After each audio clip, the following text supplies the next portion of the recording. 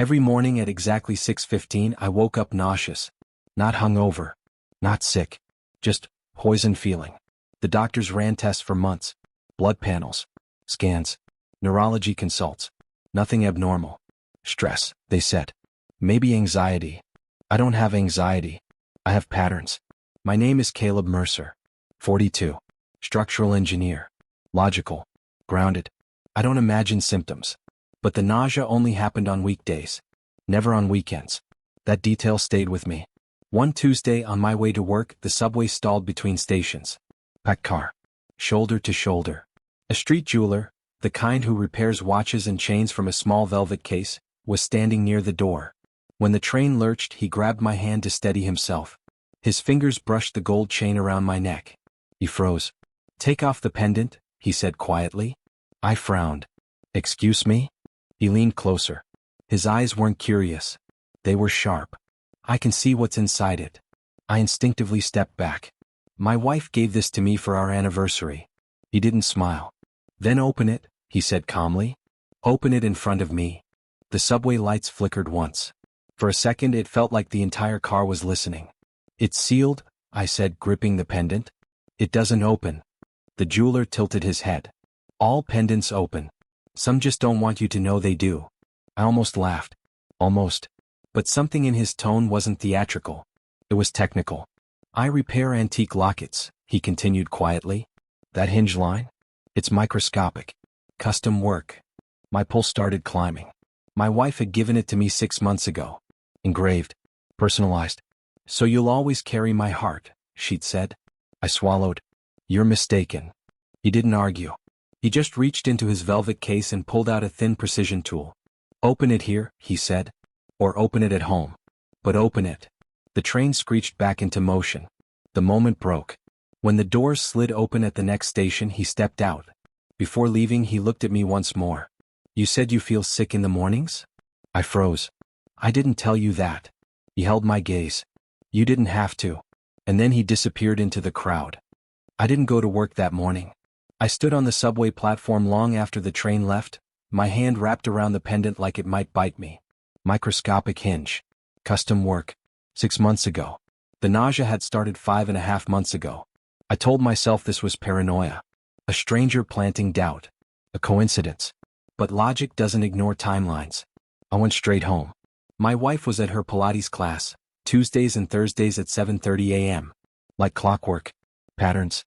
I locked the door behind me and stood in the kitchen under bright light. The pendant looked innocent. Polished gold. Small engraving on the back, Forever C and L. Caleb and Lila. I grabbed a magnifying glass from my desk drawer. And there it was. A hairline seam running along the edge. Invisible unless you were looking for it. My stomach twisted, not from nausea this time. From clarity. I pressed my thumbnail against the seam. Nothing. Then I remembered the jeweler's tool. I didn't have one. But I had engineering precision tools in my garage. 10 minutes later, under a workbench lamp, I slid a thin blade into the seam. It clicked open. Inside wasn't a photo. It was powder. Fine. Packed carefully.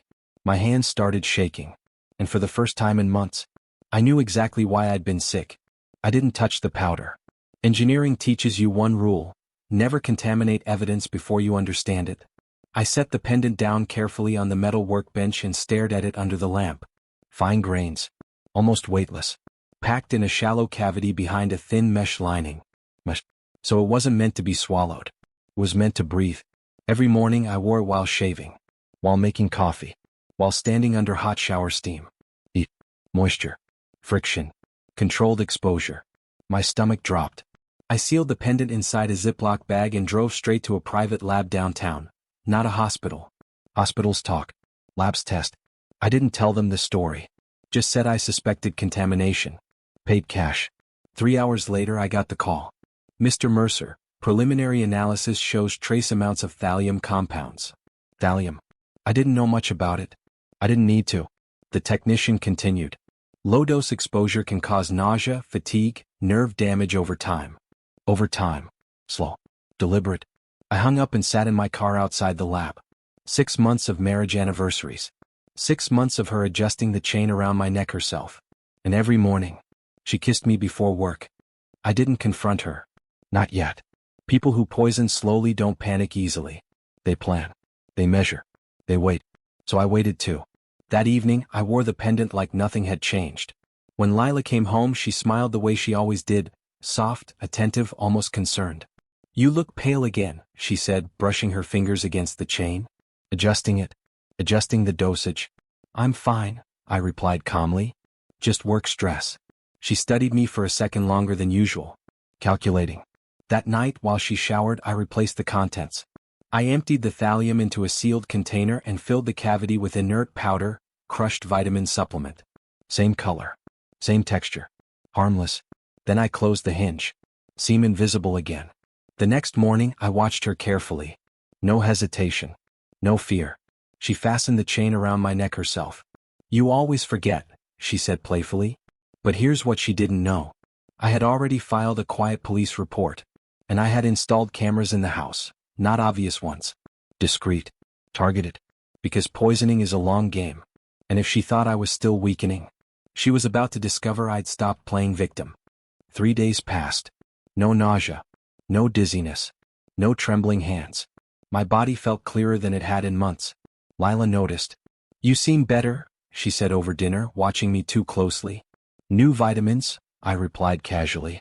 "Doctor's suggestion." Her fork paused midair for half a second. Then she smiled. "Good." That night, I reviewed the camera footage. Kitchen. Bedroom. Bathroom hallway. At 6:08 a.m., before I usually wake up, she entered the bathroom quietly. Opened the medicine cabinet. Looked at herself in the mirror for a long moment. Then she reached for the chain resting on the counter. She opened it. Her fingers paused. She frowned. The mesh lining was still there, but the texture had changed. Subtle. Almost imperceptible. She tapped the inside with her nail. Rubbed the powder between her fingers. Then she did something that removed all doubt. She pulled out her phone. Typed something. Zoomed in on the screen. Comparison photo. She was checking if the color matched. My chest tightened, not with fear. With confirmation. This wasn't paranoia. This wasn't accident. This was maintenance. And as she stood there under the bathroom light, studying the contents of the pendant she had given me, she had no idea I was watching her live from my office downstairs. I didn't storm upstairs. I recorded everything. Time-stamped. Backed up. Uploaded to a secure cloud server under an encrypted file name. Engineers don't react emotionally. We document. At 6:12 a.m., she closed the pendant. At 6:14, she fastened it around my neck with the same soft smile she'd worn for 6 months. "You'll be late," she said, kissing my cheek. I looked at her the way I used to. Trusting. But inside, something had shifted permanently. By noon, I met with a federal investigator from the report I had filed earlier in the week. I didn't dramatize it. I handed over lab results, video footage, purchase records. Purchase records. Thallium isn't something you buy accidentally. It's traceable. Especially when ordered through specialized suppliers under false labeling. The investigator leaned back after reviewing the footage. "This is intent," he said quietly. Intent. That word mattered. That evening I came home as usual. Lila was setting the table. Candlelight. Wine poured. Anniversary leftovers reheated like a ritual. She smiled warmly. "I'm glad you're feeling better." I nodded. "Me too." Then there was a knock at the door. 2 federal agents stepped inside. And for the first time since the subway. Her hands started shaking.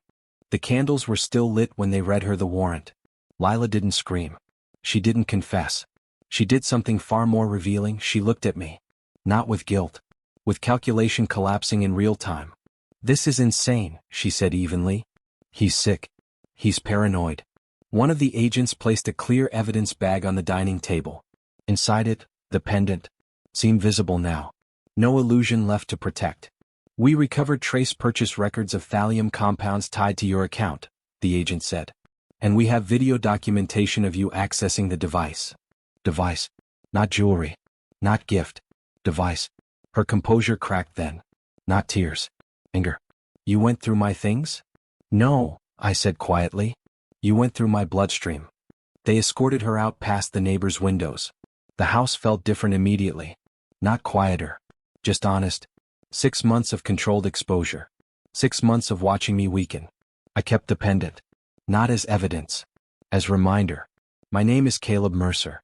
I survived something designed to erase me slowly. The doctors found nothing.